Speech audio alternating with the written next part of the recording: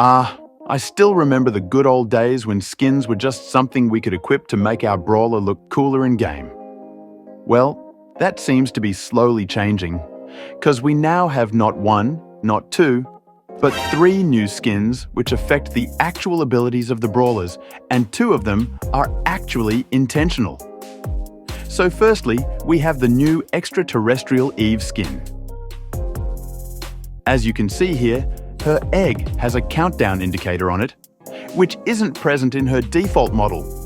This obviously gives the enemy team a small advantage because they can know when the hatchlings will spawn from the egg. This one isn't that big of a deal though. The next one is about Kenji Hebby. This skin really gives me Star Wars vibes. So one of the most lethal traits about Kenji is how tricky it is to tell where he will land after his super ends. It is quite random and hard to predict. Now, let's first take a look at the base model. As you can see, there is this small watermelon effect which appears after he begins his super. In his skin though, they made this effect much bigger and glowy and overall more noticeable in a real match. And there's even a glowing trail effect added which makes his super even more predictable. This will allow the enemy team to be better prepared to deal with Kenji after he lands back in the ground.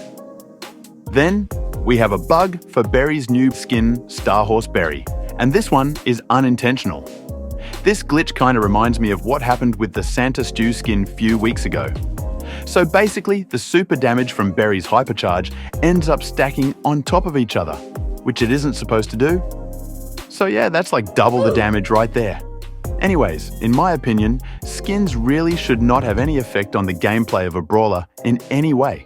It should just be purely cosmetic. So I hope Supercell ends up addressing this in some way soon. But what's your thoughts on this situation? Drop it in the comments below.